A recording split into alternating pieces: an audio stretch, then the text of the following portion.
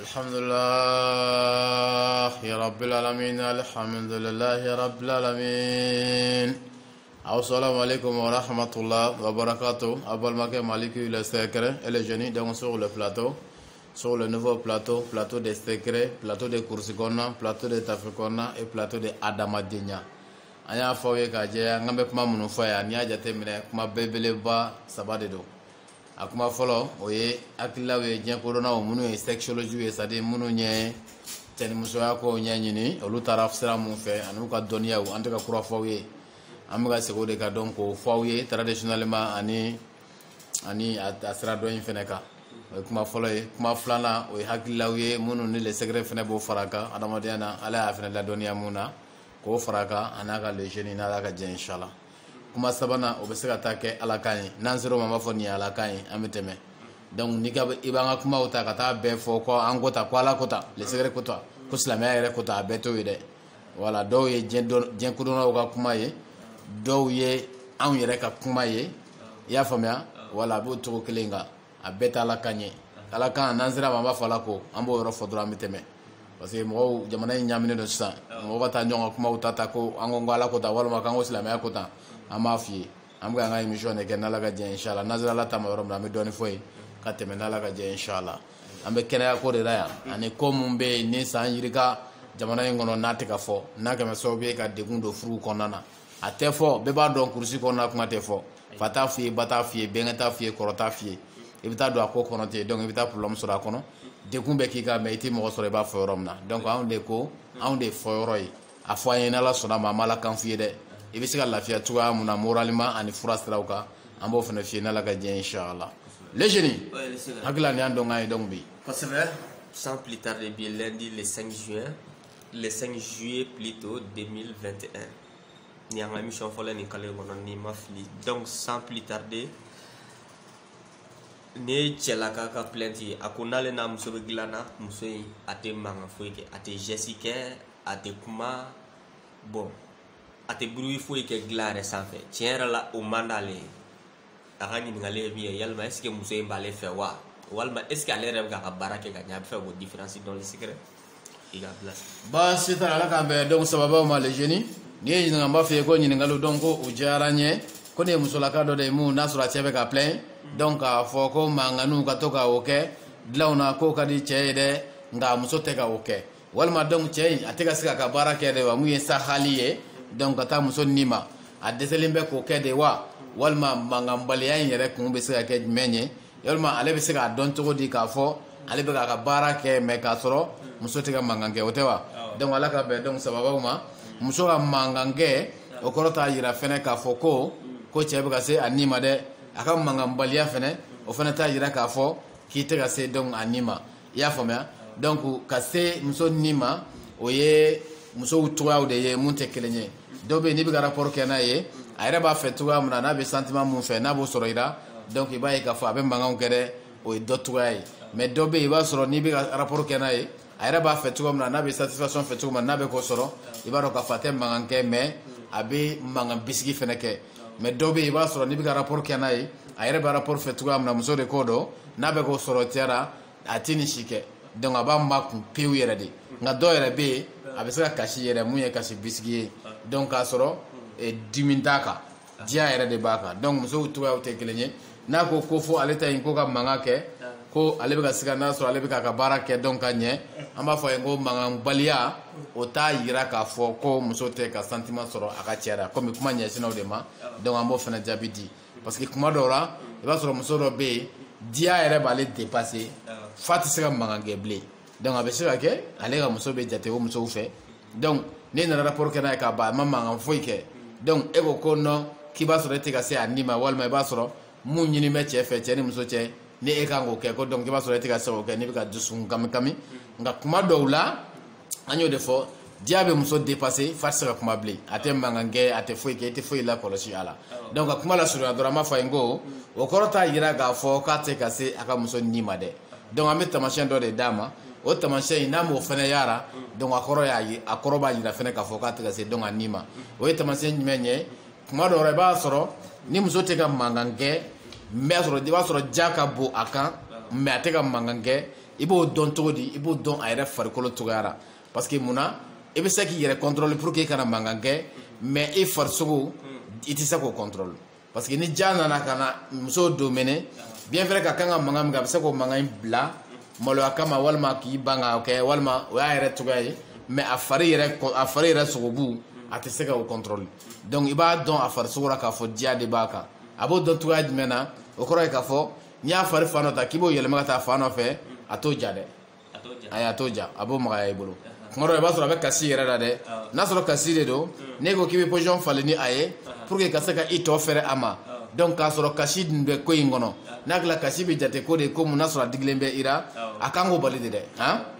voilà bon e bɛ kasi la a fɔra ko ka yɔrɔ dɔ yɛlɛmɛ mun bɛ cɛ tɔ fɛrɛ e ma e tilala k'o tɔ yɛlɛmɛ donc o kɔrɔ de k'a fɔ o ye kasi fo de ye mun bɛ jate kasi bisiki ye rapport kɔnɔna na mais ani douleur de do a n'o tɛ kelen ye donc muso ka mangandanya fɛnɛ bɛ ten a ka taamasiyɛn kɛ a ka taamasiyɛn ɲini a ka muso farisogo la donc farisogo ta a se tɛ o la ni fari kɔni réagira ka ban a se tɛ kɛ o la a se bɛ se ka k'a da la mais a se tɛ kɛ donc farisogo la o kɔrɔ ye k'a fɔ a ka jateminɛ kɛ n'a bɛ rapport la en action n'a ye fari fan dɔ yɛlɛma k'a b'o kɛ cogoya dɔ ye ni o magayara a bolo walima ka teliya k'o kɛ cogoya ye a bolo mun b'ale tɔ fɛrɛ donc a ka partenaire ma o kɔrɔ ye k'a fɔ ko a bɛ ka diya sɔrɔ cɛ in na wa muso bɛ ka diya sɔrɔ a la hali ni mankan tɛ ka bɔ i n'a fɔ ale bɛ mankan fɛ cogoya min na muso ka mankanniw hali ni muso tɛ k'o kɛ o kɔrɔ ye k'a fɔ donc k'ale bɛ k'a ka baara kɛ a ka continuer donc k'a ka baara kɛ a bɛ cogoya min na a ka dɔ fara o cogoya kan mais k'a fɔ k'a tɛ ka satisfaction di muso ma non a bɛ ka baara yɛrɛ de kɛ ka ɲɛ i n'a fɔ muso b'a fɛ donc cogoya mun na i y'a faamuya o ye donc o jaabi ye donc a kuma la surunya an bɛ conseil fitinin de di yan nɔ n'a kɛra i bɛ se ka ɲininkali dɔ don a kɔnɔ an y'a fɔ yan musolakaw ye k'a jɛya ka kɔn bi ɲɛ émission dɔw la k'a fɔ n ko cɛ filɛ nin ye rapport fɛnɛ n'i ye rapport ja lajɛ k'a fɔ ko jumɛn b'a to rapport bɛ ja cɛ ni muso cɛ muso yɛrɛ bɛ ne ɲininka la kuma caman na lesɛgɛrɛ n kan ka mun de kɛ pour que ka se ka diya yɛrɛ ɲini k'a di n ka partenaire ma mun ye n cɛ ye walasa n ka diya ye n b'a explication d'u ma mais n ye émission min na n bɛ to ka n profiter k'a fɔ pour que u ka lamɛn a kɔrɔ ye di n ye rapport ta k'a lajɛ fɛn mun b'a to rapport bɛ diya cɛ ni muso cɛ a ka ca mais mankan b'a la mankanw ye a dɔ la kelen ye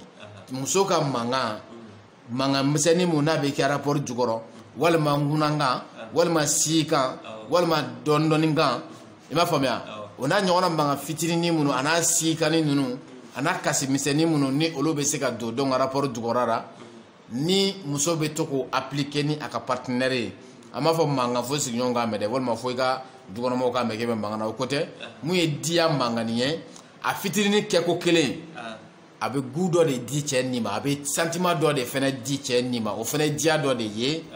ka taa cɛ fan fɛ misaliyara sisan ni muso balila ka kulo fitinin dɔ kɛ cɛ bolo ka cɛ to en action na cɛ tɛ ɲinɛ o kɔ dɛ a bɛ se ka kalo saba k'a tɛ ɲinɛ o kɔ parce que o kɔrɔ ye k'a fɔ k'a ka n ka cɛkisɛya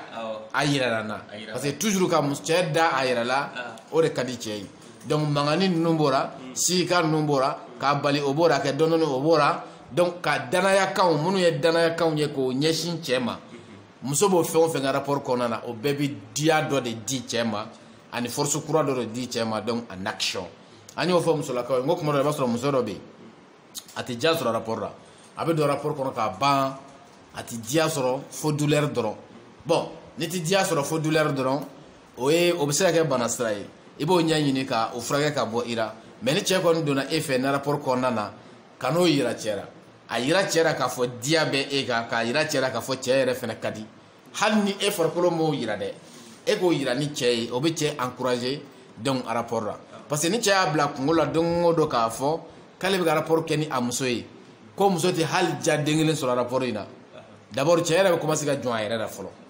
voilà parce que cɛ bɛna ye a tɛ ka diya sɔrɔ n na kun jumɛn na n tɛ cɛyara de wa n ka teli de wa n tɛ ka frotter ka ɲɛ de wa a tɛ n fɛ de wa donc cɛ bɛ nin bɛɛ de miiri a kunkolo la bon cɛ bɛ taa o miiriya in cɛ bɛ taa wagati ta k'o miiriya in sɛnsɛn kuma mun na a dɔra n'ala ma far'i kan laban na a bɛna kɛ sababu ye k'i ka kanuya yɛrɛ dɔgɔya cɛ fan fɛ parce que cɛ bɛ commencer ka siga ale yɛrɛ la ani e cɛ n'o sigana in bonyana cɛ la dɔrɔn a bɛ commencer ka muso détester c'est à dire a bɛ k'a kɔnɔ k'a fɔ k'i t'a fɛ walima a bɛ se ka na miiriya dɔ ta mun ka sɔrɔ o tɛ quoi donc ni donna rapport kɔnɔna na e de bɛ kekuyara i bɛna ni waleyaw ye waleya minnu b'a jira k'a fɔ ko diya bɛ i kan ani cɛ yɛrɛ fɛnɛ ka di pour que ka cɛ ka baara in ka a kɛ baara ɲuman ye a bolo walasa a dusukun kana na kamikami ka taa ni siraw fɛ an bɔra ka sira minnu fɔ sisan mais a degun in kɔni i man ka i sigi n'a ye i bɛ wuli k'a furakɛ de parce que rapport ye mun ye fɛn mun don fɛn dumanba de don bon n'a fɔra k'e b'o kɔnɔna na ko san 10 e bɛ o kɔnɔna na a fɔra ko fɛn in ka di a kɛko kelen in diya o bɛɛ ma se ka k'o hakɛ yɛrɛ ka fɔlɔ k'a fɔra san 10 e ma deli ka hali o nɛnɛ fɔlɔ yala o ka gɛlɛn donc i t'i sigi n'a ye e bɛ wuli k'a ɲɛɲini k'a furakɛ pour que degun min b'i kan a bɛ se ka wuli donc ka bɔ i ka cogoya min na hali n'i m'a fɔ cɛ ye ko e tɛ ka ja sɔrɔ cɛ la walima hali n'i m'a fɔ cɛ ye k'a fɔ n ye mun fɔ sisan k'a fɔ cɛ ma n bɛ ka rapport kɛ rapport bɛ dimi yɛrɛ dama de lase ne ma hali diya kelen ne t'o sɔrɔ a la o tɛ fɔ cɛ ye directement quoi a bɛ fɔ cɛ ye de k'a fɔ nin waati in na rapport e tɛ ka fɛn faamuya rapport ko la e ka ja kuma dɔ la a bɛ na kuma dɔ la a tɛ na don dɔ la a bɛ bala ka na i b'a sɔrɔ a ka di mais don dɔ la n tɛ ja sɔrɔ a la donc cɛ k'a dɔn k'a fɔ ko i bɛ ja in kɔni kalama mais degun fana bɛ i kan donc cɛ bɛ se k'i dɛmɛ a furakɛli la mais n'i nana ni situation ye k'a fɔ bon e tɛ foyi diya foyi de sɔrɔ a la fo douleur dama dɔrɔn bon cɛ bɛ commencer ka douter vraiment donc ka kuma la surunya dɔrɔn n'i y'a ye cɛ in nana ni question in ye parce que a yɛrɛ commencer ka douter de n'a sɔrɔ a bɛ ka se muso in ale bɛ ka baara kɛ ka ɲɛ fɔlɔ parce que a ka di cɛ bɛɛ ye n'i donna rapport kɔnɔ ni muso ye i ka muso bila lahalaya kan lahalaya mun n'a mun fɔ a ma satisfaction c'est à dire i ka muso in i k'a la satisfait pour que a kana na miiri cɛ wɛrɛ la e kɔfɛ donc ni cɛ o cɛ ye sɔmi sɔrɔ a yɛrɛ la k'a fɔ k'ale tɛ ka se ka o kɛ cɛ in dusukun commence ka kami-kami de donc a b'a ɲɛɲini daminɛ donc o de kama a nana ni question in ye ko muso ka makun in walima ale tɛ ka se ka a satisfait de wa ou bien a tɛ ka ja sɔrɔ ale la wa a bɛɛ kɔrɔ ye nin de ye n'o tɛ ni muso kun ye hali mankan dɔ bila a nɔfɛ a kun tɛ question in kun tɛ se yan bilen donc an bɛ fɛ k'a fɔ musolakaw ye dɔrɔn rapport a bɛ accompagner ni fɛn mun ye pour que k'a kɛ fɛn duman ye i n'i ka partenaire cɛ mankan b'a la mankanba ko tɛ ŋunankan b'a la sikan b'a la a kɛ dɔɔni b'a la c'est à dire fɛn mun bɛ ɲɛsin cɛ ma n'o bɛ cɛ ka cɛkisɛya yira a la muso mun ka keku a kan k'olu de appliquer en action k'a ni cɛ to donc action na c'est très bien fait ça cɛ dɔw bɛ yen i b'a sɔrɔ sisan ale bɛ bɔn joona de o n'i ye mangani fitinin kɛ o b'a tɔ bɔn joona tellement que mankan in bɛ diya ye donc i b'a sɔrɔ cɛ dɔw bɛ yen i b'a sɔrɔ ale tɛ bɔn joona mais n'i commencer ka mangani kɛ o waati in na dɔrɔn i b'a ye a bɛna commencer ka bɔn misaliyala n'a ye frottage kɛ ka se fo hakɛ dɔ ma e yɛrɛ b'a fɛ a ka bɔn sisan commencer ka to ka mangani kɛ o kɛ o fana bɛ frappage dɔ de kɛ a nin na o bɛ dɔ fara a nege kan o b'a pousser joona donc k'a bɔn joona donc o kɔrɔ de k'a fɔ jɔyɔrɔ bɛ mankan in na hali n'a ma kɛ mankanba ye jɔyɔrɔ bɛ sikan na jɔyɔrɔ bɛ ŋunankan na rapport makun pewu k'i makun ten pewu i tɛ foyi fɔ i tɛ geste foyi yira i farikolo tɛ foyi yira ka kɛ i n'a fɔ donc su ni sinamuso dɔ nana fara i ka mun t'o kɛ a bɛ kɛ n'ala ma far'i kan cɛ bɛ s'i ma kalo kɔnɔ siɲɛ kelen dɔrɔn de parce que rapport fɛnɛ diya de don n'i y'a ye k'a fɔ i bɛ ka kɛ ni mun ye a ka d'o la a ka d'o ye o b'a diya e yɛrɛ la k'a diya e yɛrɛ fɛnɛ ye voilà donc courage de n'i sera yen dɔrɔn i hakili bɛ jigin o ka ko ni ninnu na donc i b'a ye e yɛrɛ bɛ commencer ka réagir i yɛrɛ ma k'a sɔrɔ hali a ma dilan ɲini i fɛ bon ni a bɛ e kungo la k'a fɔ n bɛna se karisa ma a bɛna ne laminɛ ten dɔrɔn mais a man d'a ye e yɛrɛ hakili c'est à dire o nana caya e yɛrɛ nin na o muso in kuma caman na i t'i yɛrɛ sɛgɛn ka ɲini dilan na n'a sɔrɔ muso fila don i t'i yɛrɛ sɛgɛn i b'a fɔ n'a nege y'a yɛrɛ minɛ waati min na a n'a ɲini dilan na donc furu la o laban tɛ kɛ hɛrɛ ye vraiment donc les jeunes donc a kuma la surunya dɔrɔn a ka jateminɛ kɛ a muso kan an ye taamasiyɛn mun fɔ a ye a farisogo kan n'olu bangena ye o kɔrɔ ye k'a fɔ a bɛ k'a ka baara kɛ ka ɲɛ ni olu ma bange a ye o kɔrɔ ye k'a fɔ a tɛ k'a ka baara kɛ ka ɲɛ donc hali sisan a ka segin ka na ma a bɛ taa sira min fɛ an b'o fɔ a ye walima ni furako de don an b'o proposer a ye n'ala ka ɲɛ inchallah. D'accord. Le secret an bɛ tɛmɛ ni ɲininkali filanan ye o de ye k'a fɔ diɲɛ bɛɛ ka ɲinifɛn ye fɛn kelen de presque fɛn kelen pour que an kana kuma exagérer ni o ye wari bɛɛ bɛ boli wari de kɔ a bɛ kow yɛlɛma k'a kɛ i sago ye fɛnɛ ɲɛtugu ni ɲɛ yɛlɛ cɛ n'ala sɔnna ma donc ala ye minnu garisɛgɛ don furu la i kɛra cɛ i kɛra muso ye yalima furu kɔnɔna na kanu in dusukun na kanu ka ɲɛsin ka partenaire ma ani wari ni fɛn fila ko jumɛn bɛ fɔ a ye basigi jumɛn de bɛ furu basigi ni fɛn fila la k'i k'an bilasira o la. baasi t'a la n'ala sɔnna ma inchallah le jeune n'i y'a ɲininka o la nin ye kumaba ye nka n'ala sɔnna an b'a essayer ka dɔɔni fɔ a la ko furu kɔnɔna na wari ani kanu c'est à dire wari ani kanu ko jumɛn de bɛ furu basigi ka foyer donc ka stabiliser ka tɛmɛ donc jumɛn kan bon base ye mun ye dɔrɔn o ye kow cogoya ye kow dilancogo de ye kow dilancogo ye jumɛn ye nafolo ye première de don parce que nafolo ale bɛ impossible kɛ quoi fɛn mun bɛ yen n'i b'a imaginer k'a tɛ se ka kɛ nafolo bɛ se ka kɛ parce que mun na kanu yɛrɛ mun filɛ nin ye nafolo bɛ se ka mɔgɔ kɛ k'i kanu o bɛ se ka kɛ o donc nafolo a bɛ se ka cɛ kɛ ka muso kanu nafolo a bɛ se ka muso kɛ ka cɛ kanu i bɛna don ko in na tuma mun na nafolo de nana n'i ye dɛ nafolo bɛ ka baara kɛ e fana bɛ ko in kɔnɔ dɔɔnin dɔɔnin a bɛ kanu a b'a fonder quoi c'est à dire k'a falen a tigi nin na fitini fitini f'a bɛ taa kɛ jirisunba y'a kɔnɔ fo n'a m'o tigi a tɛ lafiya bilen nafolo bɛ se k'o kɛ donc o kɔrɔ ye k'a fɔ mais kanu o tɛ se ka nafolo créer a tɛ se kanu tɛ se ka nafolo créer pour que kanu k'o kɛ o ka gɛlɛn mais sira dɔw fɛ a bɛ se ka kɛ mais nin sira in ka surun ka tɛmɛ a kan donc ka kuma la surunya dɔrɔn nafolondanya i n'a fɔ fantanya o bɛ se ka kanu ban nafolo bɛ se ka kanu créer c'est à dire k'a nati yɛrɛ ka acte yɛrɛ k'a nati foyi tɛ se ka n'i ma tile kelen n'i ma tigi i tɛ lafiya yɛrɛ kanu fɛ mais fantanya o bɛ se ka kanu ban kanu bɛ yen fo ninnu fo b'a fɛ u ka sa ɲɔgɔn fɛ fantanya bɛ se k'o ban ka bɔ yen c'est à dire aw fana b'a effacer de fitini f'a laban na a bɛ ban pewu ka bɔ yen cɛ ni muso cɛ donc ka kuma la surunya dɔrɔn n bɛ fɛ k'a fɔ dɔrɔn ala y'a fɔ cogoya min na an bɛ segin o de kan k'o fɔ ala ko nafolo mun filɛ nin ye ko ale ye nafolo kɛ jɔlan ye aw ye o kɔrɔ de k'a fɔ nafolo bɛ kow basigi jɔlan o ye jɔlan ye mun ye n'i y'i jɔ sisan i bɛ sinsin n'a quoi adamaden n'a ka di n b'a fɔ sen yɛrɛ quoi c'est à dire i pied n'i k'i bɛ taama sisan i bɛ taama pied de kan donc ala ko k'a y'a k'o de ka kɛ sen ye aw ye o kɔrɔ de ye k'a fɔ ale de bɛ kow dilan donc stabilisation na cɛ foyer kɔnɔna na n'i y'a mɛn furu mankan dalen don dɔɔnin bɛ yen furu o furu ni ɲɛji sumalen b'a nɔfɛ don o don hali ni dɔ bɛ cɛ kun a sɔnnen tɛ k'a partager ani muso de cɛ ne yɛrɛ y'o f'i ye bi awɔ furu o furu bɛ yen k'a fɔ diɲɛ don o don mɔgɔw da bɛ a kuma na ɲɛji sumalen tɛ ban na mɔgɔw da bɛ a kuma na a kuma ka ca bɛɛ bɛ na ɲini ka tɔɔrɔ n m'a fɔ fantanw don dɛ mais nafolo kan ka baara minnu k'a kɔnɔna na o baara in kɛbaliya kun o de bɛna ni ninnu ye très généralement donc ka caya a bɛ ten donc n'a y'a sɔrɔ furu dɔ bɛ yen i b'a sɔrɔ sisan wari t'u kun mais fitinin bɛ cɛ kun cɛ sɔnni bɛ k'o partager ani muso cɛ stabilisation min na o ye wajibi de ye donc fo nafolo baya o ko tɛ quoi nka mun bɛ yen n'o bɛ partager ka munumunu aw ni ɲɔgɔn cɛ stabilisation min na foyer kɔnɔna na o ye wajibi ye donc ka kuma la surunya dɔrɔn furu walima foyer y'a fɔ cogo min na k'a stabiliser a base nafolo don nafolo mun don an b'a fɔ miliyari an b'a fɔ miliyɔn caman dɔw nana taa jɔn a yɛrɛ la mun bɛ e kun dɛ o yɛrɛ de ko don o ka partager i n'i ka muso cɛ stabilisation min na aw ni ɲɔgɔn cɛ n'ala ka jɛ inchallah siga foyi tɛ o la donc o partager baliya walima o sɔrɔ baliya yɛrɛ o bɛ se ka na ni déstabilisation ye déstabilisation ye jumɛn ye a bɛ se ka na ni kalabantiya ye muso la voilà parce que ni muso mɔgɔ de don magotigi de don wa balimatigi de fana don ni e tɛ foyi di e ni don o don ale fana bɛ k'a ka woro in dayɛlɛ e ye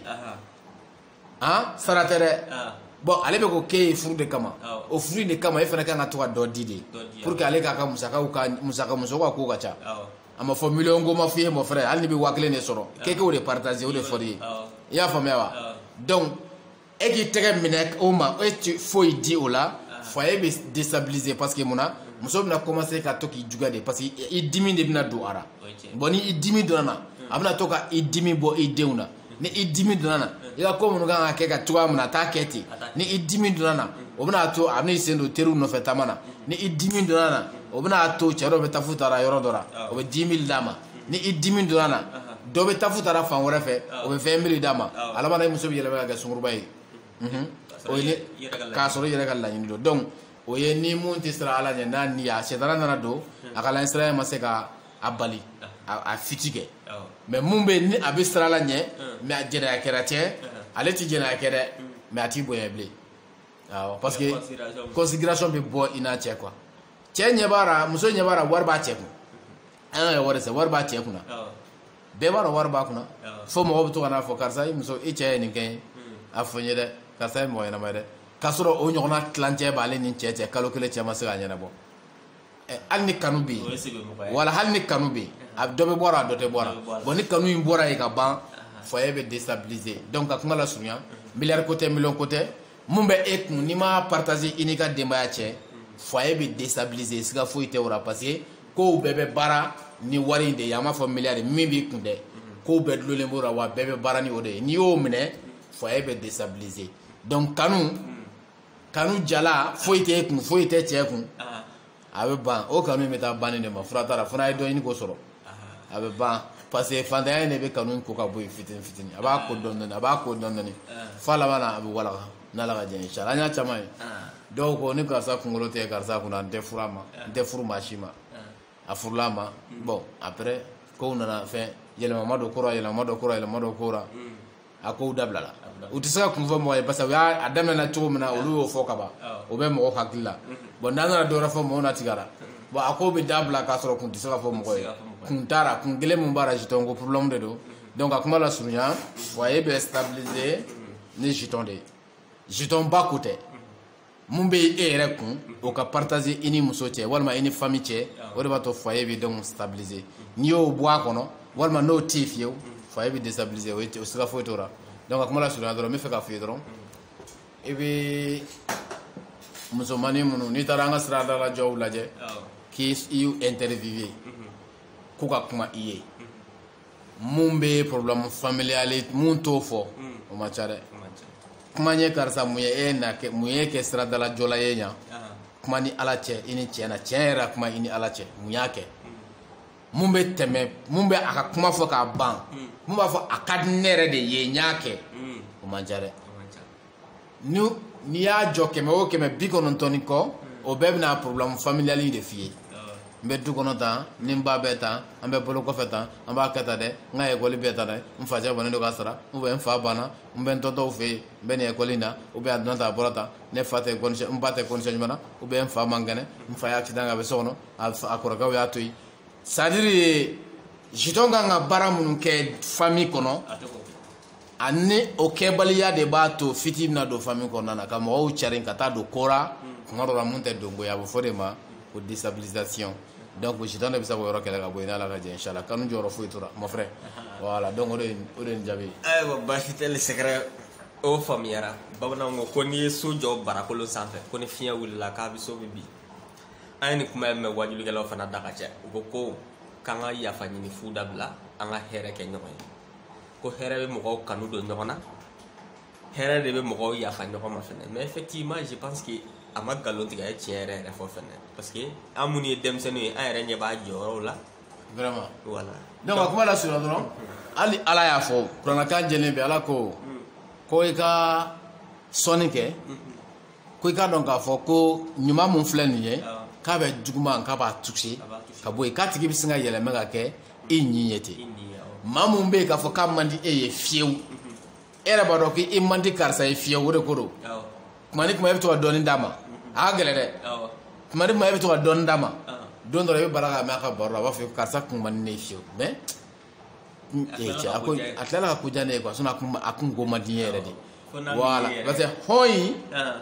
o de bɛ juguya in touché a laban na a tigi bɛ yɛlɛma ka kɛ e ɲi yɛrɛ ye o ye i tɛ mun dɔn yɛrɛ fiyewu ye bon e mun bɛ e ka mara kɔnɔ fo i ka maradenw yɛrɛ dɔ dun donc yala o kɔni n'i y'a ɲɛsin olu ma a bɛ kɛ cogo di sisan bɛɛ bɛ don da in de fɛ voilà an ma miliyɔn ko f'i ye koyi ko mun bɛ e kun parce que i bɛ k'i ka denbaya mara k'o to i kun mɔgɔ denbaya ma boli ka bɔ ko parce que boli ka taa k'i to ko parce que ko 1000 ni 2000 dɔrɔn de b'i kun na u b'i ka mara kɔnɔ o cogo in na ko i k'o de partager u ni ɲɔgɔn cɛ a banna ni mun ka ko bɛ yen o ka kɛ ni mun ka ko bɛ yen o ka kɛ mun ni mun ka kan o ka kɛ mais a tɛ di a bɛ fɔ a ye déstabiliser fura foyi tora muso bɛ n fɛ n'a ma ɲɛ a bɛna ɲini ka sa waati de don n'a mɛnna foyi tɛ di a b'a kanu ko ka bɔ yen pewu n ka cɛ k'a jala bila siga foyi t'a la a laban na o muso kelen yɛrɛ i bɛna fɔ a tɛ kun i fɛ